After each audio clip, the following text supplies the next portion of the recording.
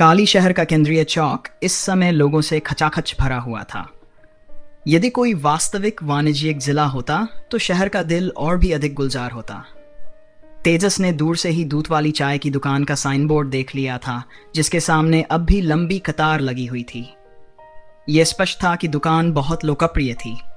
तेजस ने दूध चाय की दुकान की ओर अपनी गति बढ़ा दी, लेकिन जैसे ही वह दुकान के पास पहुंचा, उसकी कदम अचानक धीमे हो गए और उसकी आंखों में निराशा की झलक दिखने लगी।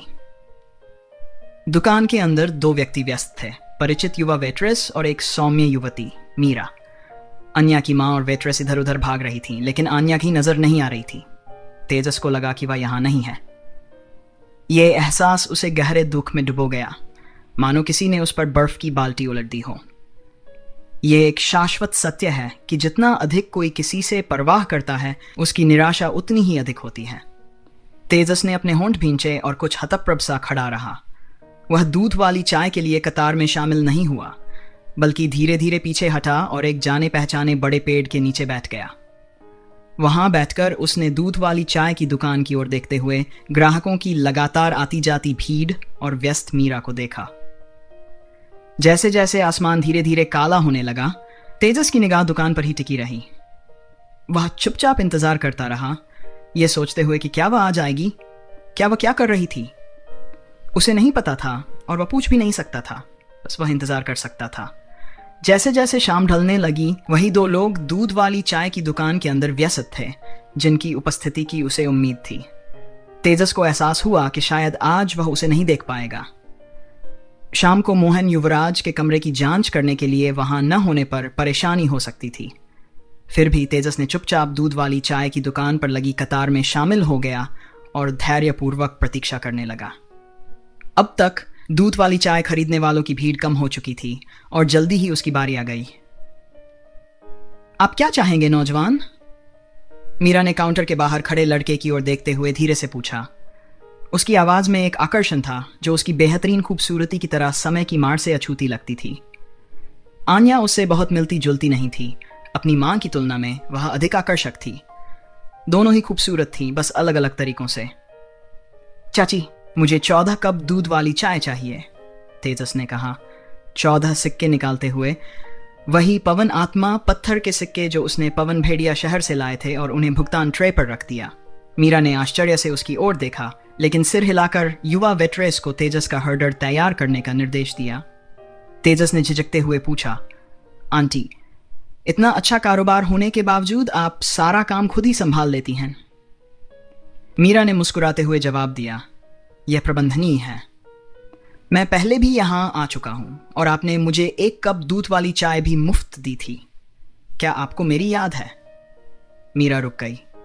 वह रोजाना बहुत सारे ग्राहकों से मिलती थी। हालांकि मानव जागीरदार दुर्लभ थे, लेकिन ऐसा नहीं था कि उसने उन्हें कभी नहीं देखा।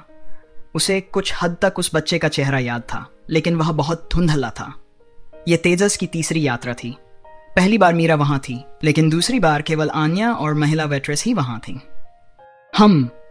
मुझे याद है कि मैंने तुम्हें पहले भी देखा था, मीरा ने सिर हिलाते हुए कहा। तेजस ने कहा, जब मैं पिछली बार आया था तुम 3 लोग थे और दूसरी बहन ने मुझे दूध वाली चाय दी थी। क्या वह आज यहां नहीं है? मीरा ने जवाब दिया, छोटी आन्या स्कूल गई है। जब वह स्कूल में नहीं होती तो यहां मेरी मदद करती है। आपकी दूध वाली चाय तैयार है। मीरा ने मुस्कुराते हुए उसे 14 कप वाले 2 बड़े बैग थमाए। धन्यवाद चाची, तेजस ने कहा, और साथ ही यह महत्वपूर्ण जानकारी भी ग्रहण की कि आन्या स्कूल जाती थी। वह स्कूल कहाँ जाती थी? वह भी एक मानव जागीरदार थी, लेकिन वह रिडेम्पशन अकादमी की छात्रा नहीं थी। क्या वह राक्षसों के साथ स्कूल जा रही थी? हालांकि उसके मन में बहुत सारे सवाल थे, उसने और कुछ नहीं पूछा। पीछे लाइन में खड़े राक्षसी जानवर उसे आगे बढ़ने के लिए दबाव डाल रहे थे। वह बस पलटा और बाहर निकल गया। वापस लौटते समय वह गहरी सोच में डूबा हुआ था। कालीनगर में मानव जागीरदारों के स्कूल जाने की संभावना बहुत सीमित थी। राक्षसों के नगरों में स्कूलों की कमी थी और राक्षसों के बीच भी सभी को शिक्षा का अवसर नहीं मिलता। केवल शक्तिशाली राक्षस जातियां और उनमें से कुलीन लोग ही स्कूल जाते थे। आन्या कहाँ स्कूल जाती होगी? वह कैसे वहां पहुंचती होगी? और वैसे भी मुझे अब भी नहीं पता कि उसका परिवार सेंट्रल स्क्वायर में दूध वाली चाय की दुकान कैसे चला सकता है। उनकी पृष्ठभूमि क्या हो सकती है? तेजस ने अब तक आन्या की दूध चाय की दुकान पर 3 बार जाकर एक बार भी किसी राक्षस को परेशानी में नहीं देखा था। जब ऐसा कोई राक्षस आया था तो उसे तुरंत शांत कर दिया गया था। इसके पीछे कोई विशेष कारण जरूर होगा।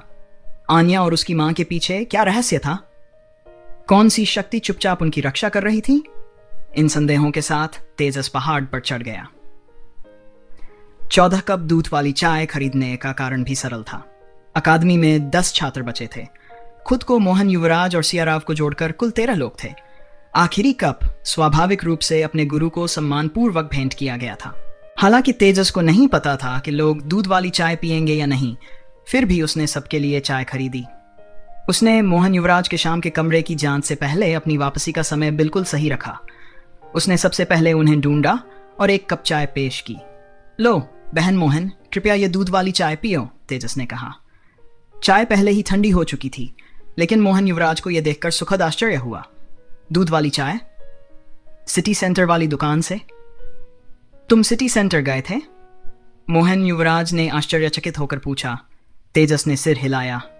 मैं संयोग से वहां से गुजर रहा था और देखा कि दुकान पर बहुत से ग्राहक थे, तो मैंने सोचा सबके लिए चाय ले लूं। मोहन युवराज ने मुस्कुराते हुए कहा, मैंने इसे पहले भी चखा है, यह सचमुच स्वादिष्ट है। धन्यवाद, तुम बहुत उदार हो। जब तुम्हारे पास पैसा होता है तब भी तुम सबके बारे में सोचते हो। मेरे साथ आओ, कमरों की जांच कर लें और फिर चाय सबको बांट दें। ठीक है, तेजस ने सहमति दी।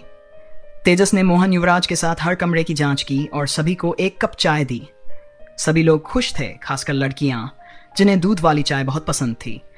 जिन्होंने पहले नहीं चखी थी उनके लिए यह सुखद आश्चर्य था, और जिन्होंने पहले चखी थी उनके लिए खुशी की बात थी। दूध वाली चाय बांटने के बाद तेजस ने महसूस किया कि उसके साथी छात्रों का रवैया उसके प्रति काफी सकारात्मक हो गया है। बहन मोहन, क्या सिया राव यहाँ हैं? मैंने उनके लिए भी 1 कप लाया है, और मास्टर के लिए भी, तेजस ने अभय राव का जिक्र करते हुए कहा। सिया यहाँ नहीं है, उसकी चिंता मत करो, उसका कप अब मेरा है, मोहन युवराज ने बिना हिचकिचाहट के दूसरा कप लेते हुए कहा। तुम्हारा शिक्षक आसपास होगा, उसे उसके घर पर ढूंढो। धन्यवाद छोटा तेजस। मोहन युवराज अपने कमरे में लौट गए और तेजस ने अपना कप खत्म कर लिया। दूध वाली चाय का आखिरी कप लेकर वह मेयर के घर की ओर चल पड़ा। उसने दरवाजा खटखटाया और अंदर से आवाज आई, कौन है? मास्टर, ये मैं हूं, तेजस ने जवाब दिया। दरवाजा खुला और पायजामा पहने अभय राव ने तेजस को अंदर आने दिया। अब काफी देर हो चुकी है, क्या साधना में कोई परेशानी है? अभय राव ने पूछा। तेजस ने सिर हिलाया। मैं आज शहर गया था और सबके लिए दूध वाली चाय लाया हूं, आपके लिए भी 1 कप लाया हूं, कहते हुए उसने दूध वाली चाय का आखिरी कप आगे बढ़ा दिया। अभय राव मुस्कुराए। तो अब तुम्हारे पास कुछ पैसे हैं, है ना? मैंने सुना है कि तुमने ड्रैगन टेंडन फ्रूट खरीदी है, क्या तुमने उसे खाया है? तेजस ने सिर हिलाया। अभी नहीं, मैं इसे आज रात खाने की योजना बना रहा हूं। अभय राव ने सिर हिलाया। यह एक अच्छा खरीदारी है। ड्रैगन टेंडन फ्रूट बहुत बढ़िया है, खासकर मेरिडियन और आंतरिक अंगों को मजबूत करने के लिए। जब तुम इसे खाओ तो औषधीय शक्ति को ध्यान से नियंत्रित करना और इसे बर्बाद न करना। इसे छिलके सहित खाओ, कुछ भी बर्बाद न हो। ठीक है, तेजस ने कहा। मास्टर, मैं आपसे कुछ मदद मांगना चाहता हूं।